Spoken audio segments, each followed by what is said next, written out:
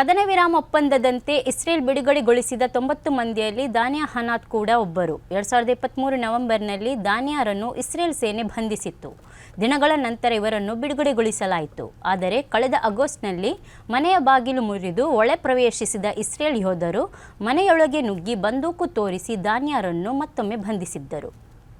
ಯಾವ ಕಾರಣಕ್ಕಾಗಿ ಅರೆಸ್ಟ್ ಮಾಡಲಾಗಿದೆ ಎಂದು ಕೂಡ ಯೋಧರು ತಿಳಿಸಲಿಲ್ಲ. ಭಯೋತ್ಪಾದನೆಗೆ ಸಹಾಯ ಮಾಡಿದ್ದಾರೆ ಎಂಬುದಾಗಿ ಇಸ್ರೇಲ್ ಕಾನೂನು ಸಚಿವಾಲಯದ ದಾಖಲೆಗಳು ಹೇಳುತ್ತೆ. ಆದರೆ ಯಾವುದೇ ಸಂಘಟನೆಯಲ್ಲಿ ಗುರುತಿಸಿಕೊಳ್ಳದ ದಾನಿಯಾ ವಿರುದ್ಧ ನ್ಯಾಯಾಲಯದಲ್ಲಿ ಯಾವುದೇ ಆರೋಪವನ್ನು ಹೊರಿಸಿಲ್ಲ ಮತ್ತು ಅವರನ್ನ ಯಾವುದೇ ವಿಚಾರಣೆಗೆ ಒಳಪಡಿಸಿಲ್ಲ.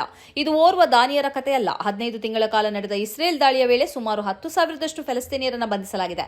ಬಂಧನದಲ್ಲಿರುವ ಹೆಚ್ಚಿನವರಿಗೆ ತಾವು ಮಾಡಿರುವ ಅಪರಾಧ ಏನೆಂದೇ ಗೊತ್ತಿಲ್ಲ.